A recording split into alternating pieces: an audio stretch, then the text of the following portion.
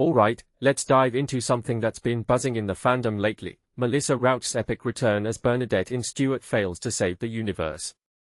But here's the twist, she's not just back, she's back as an 80-foot-tall giant. Yeah, you heard that right.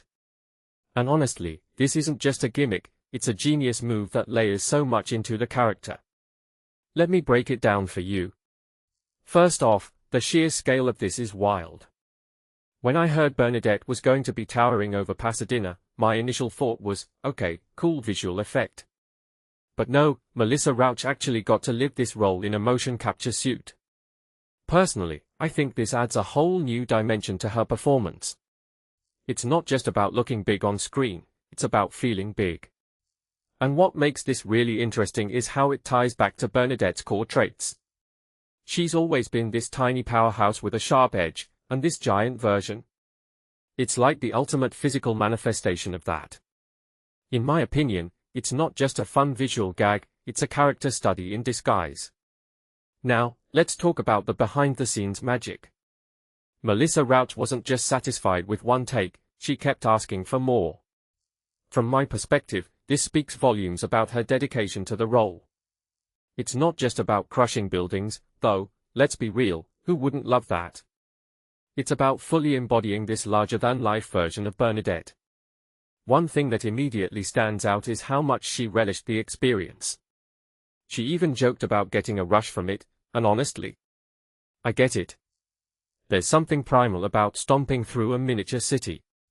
What this really suggests is that actors like Rauch thrive when they're given the freedom to play, and play big. But here's where it gets even more fascinating, this Giant Bernadette isn't just a random idea. It's a payoff to a long-running joke from the Big Bang Theory. What many people don't realize is that Bernadette's size was always contrasted with her intimidating personality. So when she becomes this Godzilla-esque figure, it's not just funny, it's right.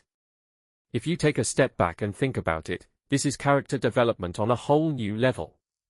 It's not just about what she's doing, it's about what it means for her as a character. Now, let's talk about the technical side. The attention to detail in this episode is insane. From the motion capture to the miniature sets, everything feels meticulously crafted. A detail I find fascinating is how they recreated Bernadette's signature glasses based on notes Melissa Rauch had from years ago. This raises a deeper question, how much does this level of detail matter? In my opinion, it's everything. It's what separates a good show from a great one. It shows that the creators aren't just phoning it in, they are pouring their hearts into every little thing. And then there's the nostalgia factor. Melissa Rauch stepping back into Bernadette's shoes after all these years. It's like slipping into a comfy old robe, as she put it. But what makes this really interesting is how it connects to the broader trend of revisiting beloved characters. We're seeing this a lot lately, characters getting new life in spin-offs or alternate universes. From my perspective, it's a double-edged sword. On one hand, it's fan service. On the other, it's a chance to explore these characters in ways we never could before. Giant Bernadette? That's not fan service, that's evolution. Lastly, let's not forget the broader implications. This episode isn't just about Bernadette, it's about the world of Stuart Fails to Save the Universe as a whole.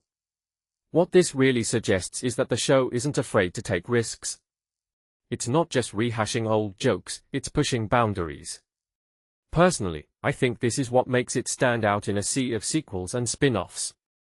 It's not just playing it safe, it's swinging for the fences.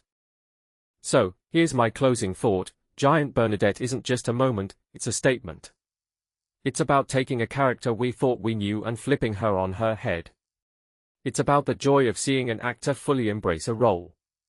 And most importantly, it's about the magic of storytelling when it's done right. What do you think? Is this the kind of bold move that keeps you watching, or is it too much?